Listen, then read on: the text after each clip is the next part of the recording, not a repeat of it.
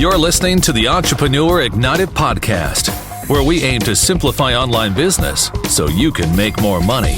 Now, here's your host, Gehl. Welcome to the Entrepreneur Ignited podcast. This is your host, Gehl, and in my ongoing quest to simplify online business, what I want to do today is I want to share with you what I believe to be the three fundamental ingredients of a successful landing page. Now,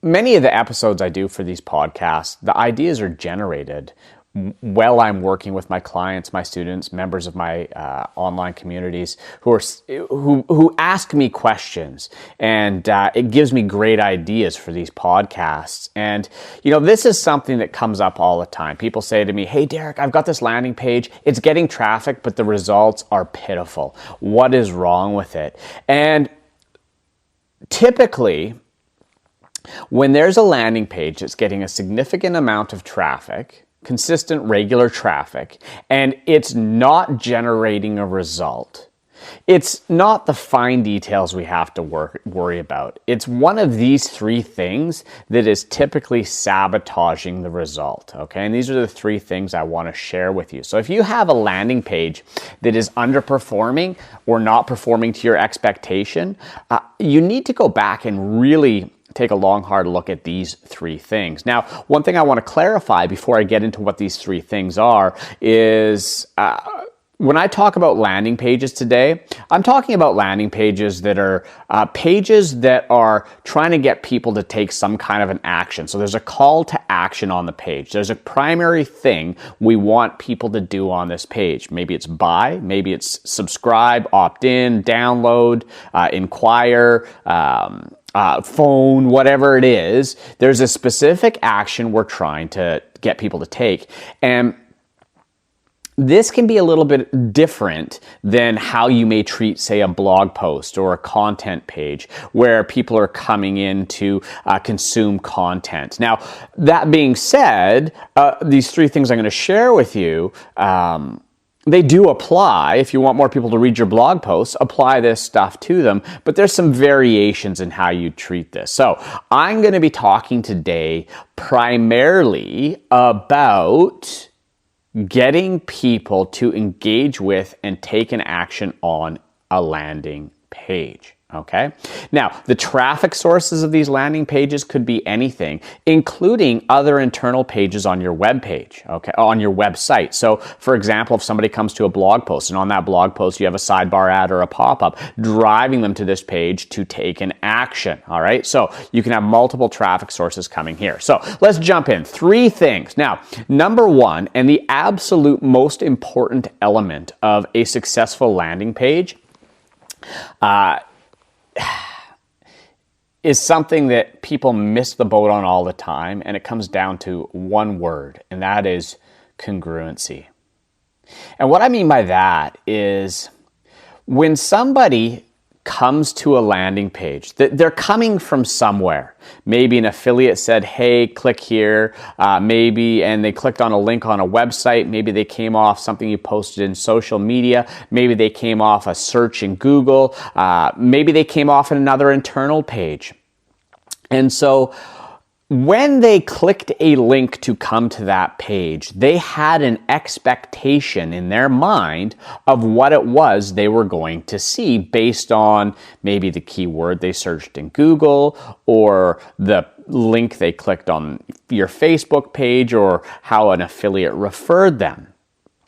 And you want to make sure the very first message they see in the first fold, okay, the first fold, the first thing they see on their screen is as congruent as possible to their expectation. So, you know, if somebody searches, how to groom my dog, and they land on a page on how to groom a cat, well, that ain't congruent at all. They're out, okay? They're not going to stick around. Now, that's a pretty extreme example, but I'll give you a less extreme example. And this was one of the examples of somebody I was working with, and, this was the subtleties that can make a huge difference. So what had happened was this person was in a specific music niche and teaching a specific instrument. And they had developed a program, they had developed a call to action, an opt-in offer that was specifically targeting people that were brand new to this instrument. And this page was getting consistent traffic every single day. And after running hundreds and hundreds and hundreds of unique visitors through this page, the opt-in rate was dismal.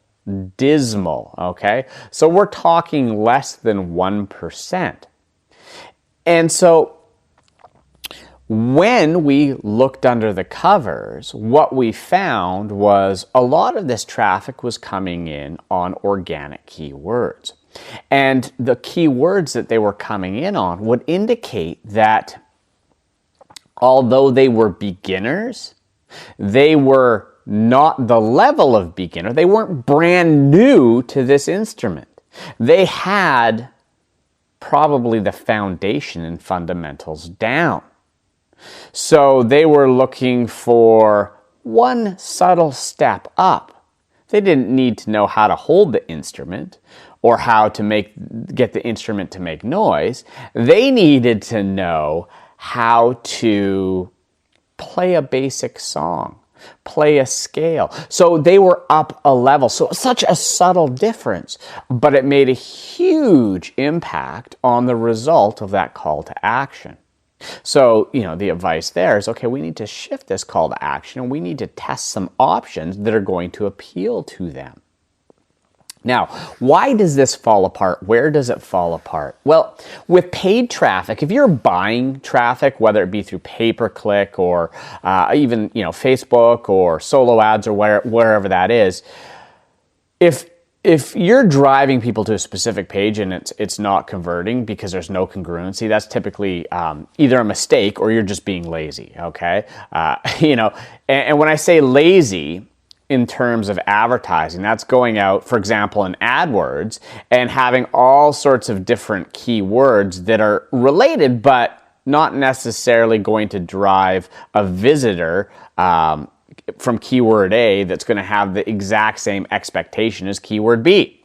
So in advertising, that means creating multiple landing pages for your different ads to make sure they're as congruent as possible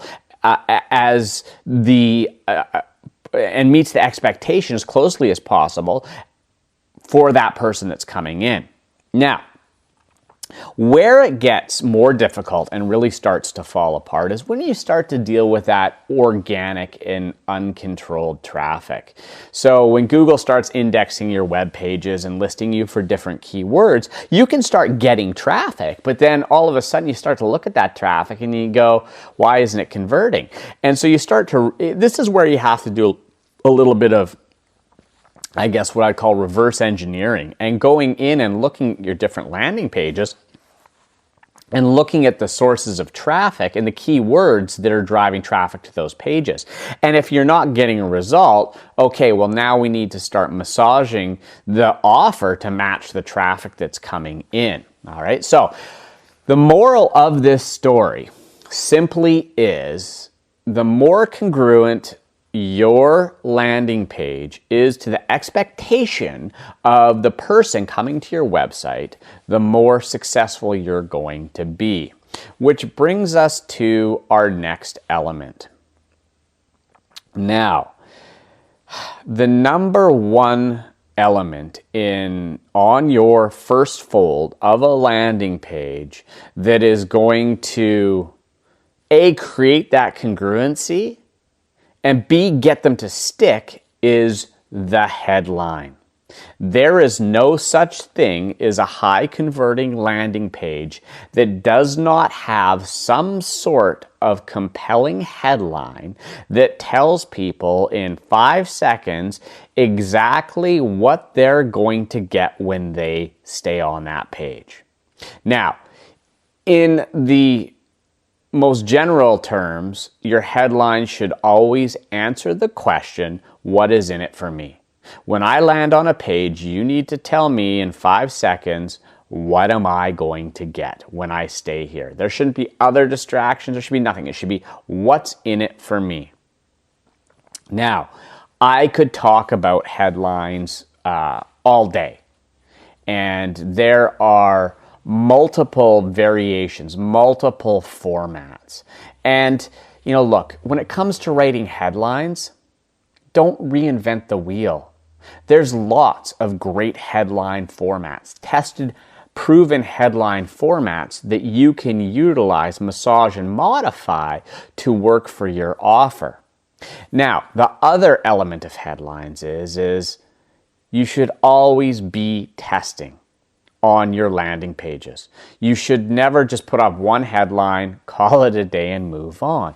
You want to be split testing different headlines to see what's going to convert the best. Now, here's a couple. No matter what format of headline you use, first it must answer the question, what's in it for me? And most importantly, though, you need to speak directly to their pain or the reason that they are there. Okay, and this goes back to congruency. If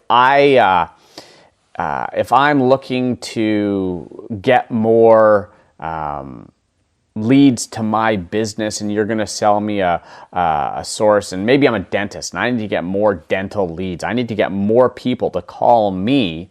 You need to sell that benefit to me right away. I don't need to hear you're the number one marketing for dental clinics and all this hoopla. All I need to know is you can get me leads, and you need to speak to that pain, okay?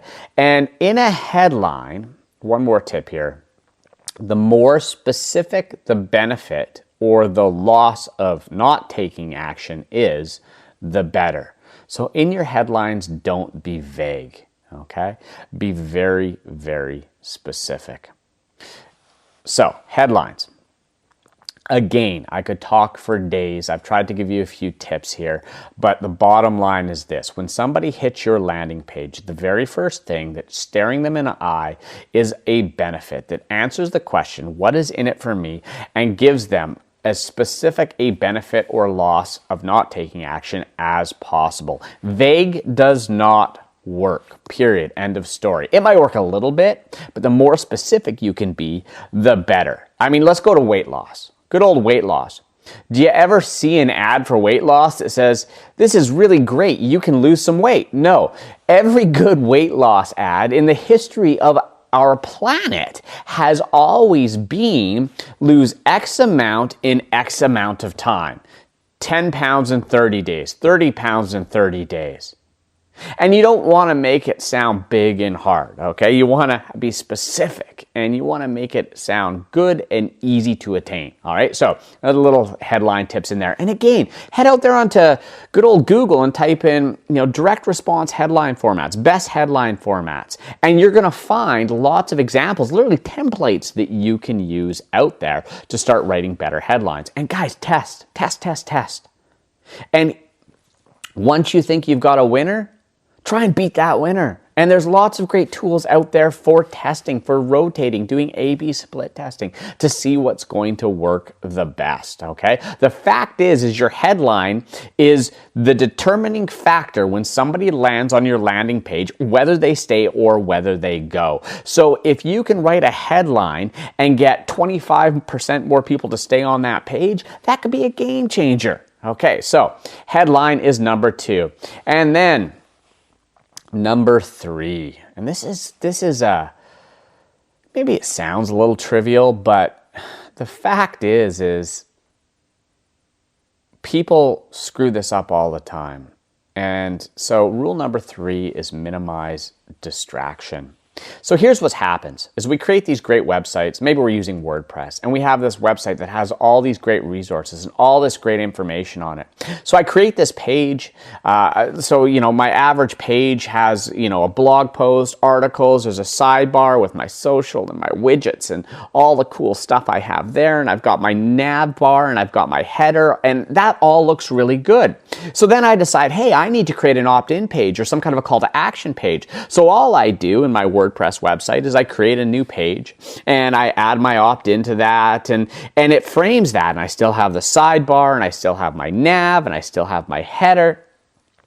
And frankly, all that stuff that would exist on, say, a blog post, for example, your widget, stuff like that, to create engagement on the page, now becomes your enemy on a page that is trying to drive a specific action. So, for example, when I create a opt-in offer or a sales page on a website that has, let's say, a blog, has lots of content, a big, robust website, has podcasts, stuff like that. If you go to entrepreneurignited.com, you'll see that I have ads for different offers and stuff like that throughout the website. But when somebody actually clicks on one of those, they go to a page that typically looks nothing like the main structure of the site. We remove all distraction so that when they get there, all they can focus on is the offer itself. There's going to be a headline. I might have some subtle branding, maybe a little logo so they know they're still on Entrepreneur Ignited. Or if traffic is coming in from other sources, they know what site there's on. But there's no nav, there's no header, there's no menu. There is a headline, and then there is a sales process and a call to action. So we remove all distraction. So what I want you to do is I want you to go back and look at your landing pages, the pages you have where you're trying to get people to opt in or make a sale, and ask yourself, do I need a sidebar there with all this other stuff? Do I need a header with all my navigation? No, probably not. Now, down at the bottom of my page, in the footer, I might have a little subtle link to the home, to the contact, to stuff like that, but I am trying to keep it as distraction-free as possible.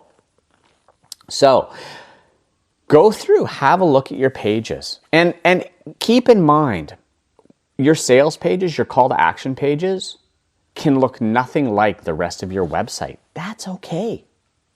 You look at people, I use ClickFunnels to create all my opt-in pages, stuff like that. Lots of people use lead pages. And they'll have a website, a full-featured website with all their branding, everything like that. But then they're using lead pages that may have a similar color scheme, but all those distractions are gone. And again, go click on some of my opt-in offers on the sidebars and stuff like that of Entrepreneur Ignited, and you're gonna see exactly what I'm talking about, okay? So, minimize distraction. Again, the big mistake I see is people make is they think, hey, I'm using WordPress, I create a new page, I put my opt-in offer there, but all those other distractions still exist. When I want somebody to take an action, I don't want them to go click on a blog post and start reading that. I lost them, okay? So, quick review. Number 1, congruency.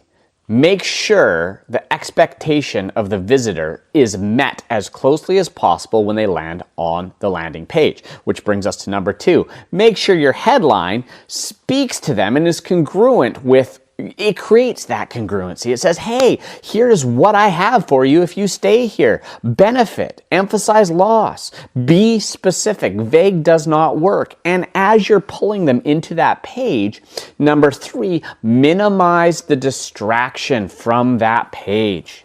And one more tip here. I talked about minimizing the distraction, taking off sidebars, stuff like that. If you have a WordPress website, for example, and let's say your main container is, 1,200 pixels wide, and that has your blog post, your sidebar, stuff like that. Your CTA page, your opt-in page, your sales page, if it's a single sales message, shouldn't be that wide. You shouldn't have text spanning that. So don't be afraid to use a page template that then has a much narrower format in it as well. And okay, so as I'm going through this, I've got a couple things in a bonus round for you as well. That on top of these 3 things, it just kind of popped into my head as well. So I want to add those on. First of all, when you're creating a call to action, and this could be a whole separate blog post or a whole separate podcast, but nonetheless, I'm going to throw this in here anyway. The level of commitment you're asking for on your landing page is going to vary depending on the source of traffic, okay? So If you have a landing page and it's not getting a good result, and you have a page that is congruent, you've got a good headline, you've got a good process, you're not, distracting them. The other thing I would ask is the level of commitment that you're asking for in the call to action too high, depending on the source of traffic? Okay, so if somebody is in Google and they search for a product name and you sell that specific product, yeah, you can go for the sale. But if you're advertising on social and you bring somebody to your website on a relatively, you do a promoted post, they see that post, they click through, but they weren't actively seeking you at the moment that they clicked that, going for the sale doesn't make sense. They weren't actively out searching to solve their problem, okay, to seek out what you have. You've effectively interrupted them and asked them to come to your webpage. So rather than taking them all the way to the sale, asking them to marry you, let's just ask them for a date and just get that email address and then get them into a funnel and build that relationship. Okay? So again, ask yourself, is the commitment I'm asking for in my call to action appropriate for the people that are coming in? Are they going to be willing to make that level of commitment? For example, if you have an affiliate that refers a visitor to you and endorses your product before they get there, that person's very pre-qualified and could very well buy at that point. So expecting a sale is reasonable. But if somebody clicks a random banner ad and has had no prior relationship with you, or clicks some link on some other website and has no prior relationship with you, expecting them to pull out their credit card and buy right away may be a little too high. So those are some questions you need to ask yourself. And the last thing I want to bring up here in our bonus round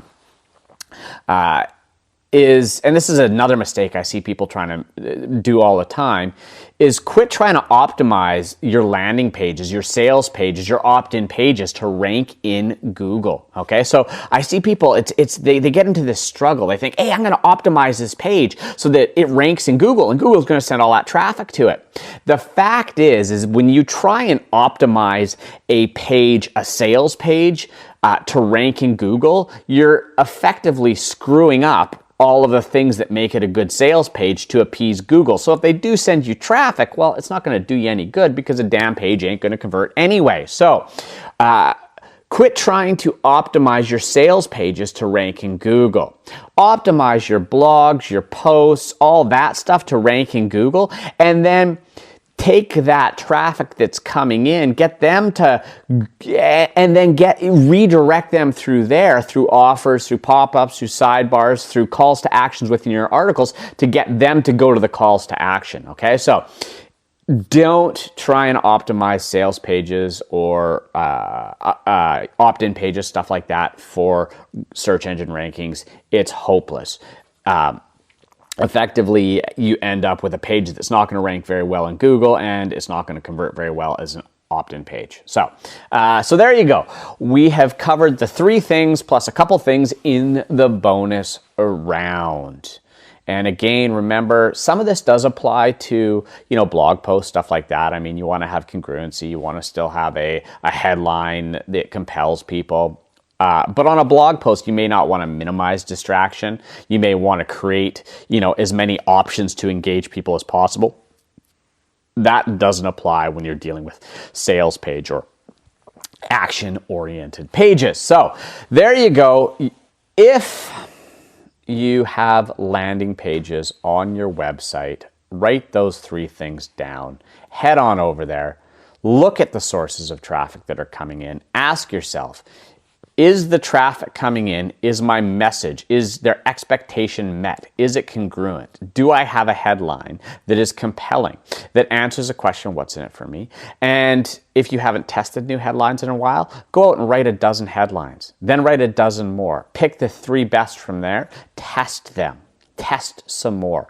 If you go back, look at your landing pages, ask yourself, does every element on this landing page support the process of getting them to take the action that I want them to take? If it doesn't, try removing that element and see if your results go up. So there you go. Hope you guys learned something in this lesson that you can take back and apply to your web pages to get a better result. Fact is it's not rocket science, doesn't have to be hard. I know in the world of internet marketing, there's all these crazy words and lingo that people use, but God, when you really break it down, it's not that difficult. Make sure your page actually delivers what people are expecting. Make sure you clearly tell them what it is they're going to get and how they're going to benefit, and don't distract them. Seriously, it's not that hard. All right. There you go. Thank you very much, everybody. Hope you learned something. If you enjoyed this podcast, please do me a favor. If you're an iPhone user or an iTunes user, I should say, head on over to iTunes. Leave a review for us. That helps us out immensely. 5 stars is preferred. And if you want to leave a written review, that would be great as well. And don't forget to head on over to entrepreneurignited.com/podcast, where you can check out all of the podcasts, including this one. And with each podcast there is a full transcription for your reading pleasure. If you'd like to print those out, you can do so. Share them with your friends, your family, give them away as gifts, whatever. It's up to you if that's the kind of gift you want to give. So once again, thank you very much, everybody. And we've got some incredible interviews coming up and more information and tools and strategies for you to grow your business online. This is Derek Gehl signing off, and I'll see you in the next episode. You're listening to the Entrepreneur Ignited podcast, where we aim to simplify online business so you can make more money.